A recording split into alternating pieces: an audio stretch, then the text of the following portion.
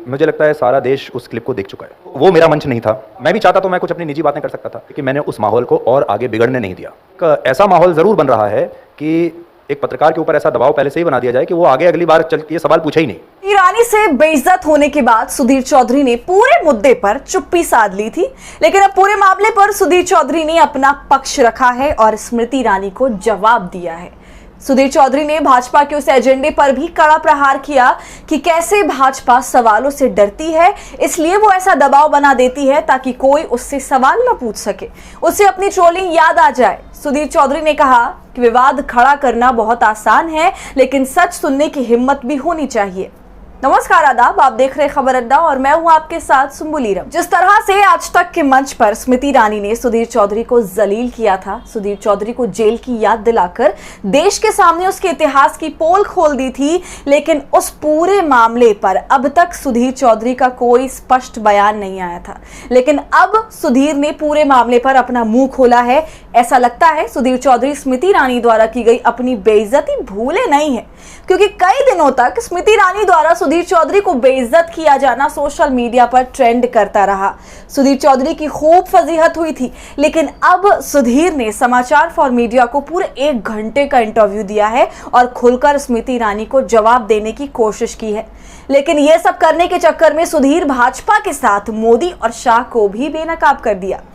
सुधीर चौधरी ने अपने इंटरव्यू को शेयर करते हुए ट्विटर पर लिखा, विवाद खड़ा करना बहुत आसान है, लेकिन सच सुनने की हिम्मत भी होनी चाहिए। मेरा अब तक का सबसे बेबाक इंटरव्यू।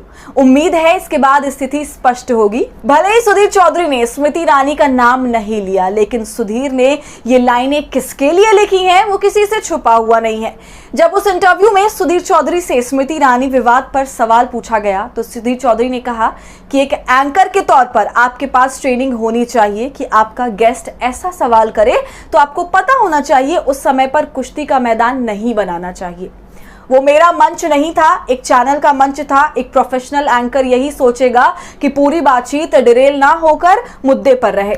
मैंने उस माहौल को बिगड़ने नहीं दिया। मतलब सुधीर चौधरी ने ये कहने की कोशिश की कि जैसे ही स्मृति ईरानी ने उसे तिहाड़ जेल की याद दिलाई तो उसने स्मृति ईरानी को जवाब इसलिए नहीं दिया क्योंकि वो उनका मंच नहीं था, वो एक चैनल का मंच था और एक संस्थान में काम करने की अपनी अलग मजबूरी होती है। आगे सुधीर चौधरी ने स्मृति ईरानी का नाम लिए बिना जो कहा उसे आपको सुनना चाहिए। सुधीर ने कहा कि सारा देश उस क्लिप को देख चुका है। एक माहौल ऐसा जरूर बन रहा है कि एक पत्रकार के ऊपर ऐसा दबाव बना दिया जाए कि वो आगे या अगली बार ऐसा सवाल पूछे ही नहीं, उसे अपनी ट्रोलिंग याद आ जाए। मैंने भी देखा कि उस दिन के बाद से एक खास वर्ग के लोग मेरी ट्रोलिंग करने लगे, फिर भी मैंने उस मंच की पवित्रता और अपनी शालीनता भंग नहीं होने दी। इस इंटरव्यू के दौरान सुधीर चौधरी ने स्मृति ईरानी का नाम लिए बिना उन्हें सुना रहे थे कि स्मृति ईरानी ने अपनी शालीनता खो दी। लेकिन इस पूरी बातचीत के दौरान सुधीर चौधरी ने एक बात कही जिसने स्मृति ईरानी के चक्कर में मोदी और शाह के उस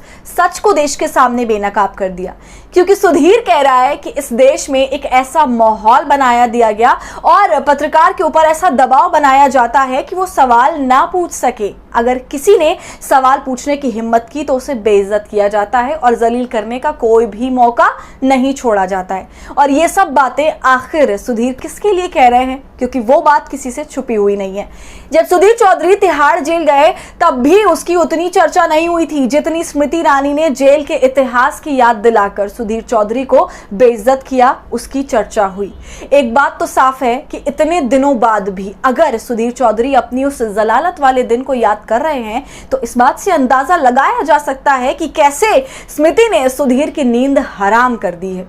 तो सुधीर चौधरी द्वारा स्मृति ईरानी को जो जवाब दिया गया उस पर आप क्या सोच रहे हैं, हमें कमेंट कर जरूर बताएं। और हमारे फ्री जर्नलिज्म को आपके सपोर्ट की जरूरत है, वो तभी होगा जब आप जितना ज्यादा थैंक्स बटन का इस्तेमाल करेंगे और इससे हमारी हौसला अफजाई करेंगे। साथ ही अगर अब तक आपने हमारे चैनल खबर अड्डा को यूट्यूब पर सब्सक्राइब नहीं किया है तो इसे अभी कर लीजिए।